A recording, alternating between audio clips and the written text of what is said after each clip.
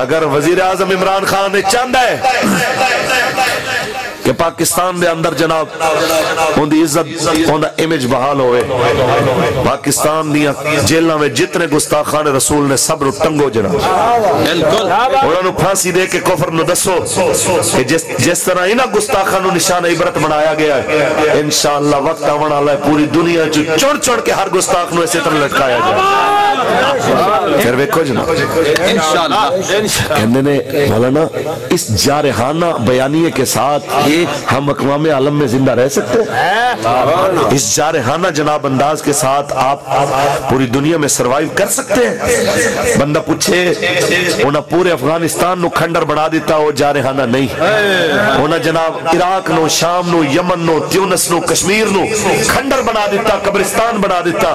اے جارحانہ نہیں جنہاں بچے بوڑھے عورتاں بیمار ہسپتالاں تے حملے کر دیا بھی نہیں شرمائے،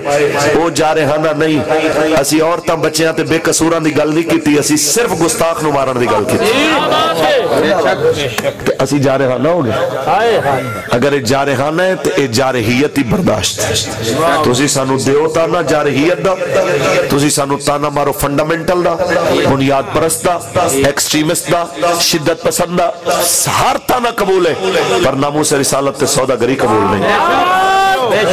تحریک لبیک یا رسول اللہ اس چیز دا نام ہے، تحریک لبیک یا رسول اللہ حضور دے دفاع دی آخری لکیر ہے۔ جدوں تک ایک بھی بندہ روئے زمین تے لبیک آکھن والا ہے، انشاءاللہ سرکار دے نام تے اپنی جان قربان کرن واسطے حاضر ہے۔ ہاں جی جو مرضی آکھو، تواڈے آکھن نال میڈیا دے تانیاں نال انہاں دی بک بک نال ساڈے عزائم پیچھے نہیں ہون گے، کیونکہ جے کر یار دے نام دا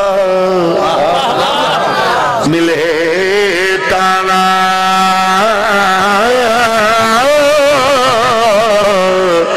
چھولی پالئے تھل سٹیے نا جے کر یار دے نام دی ملے سولی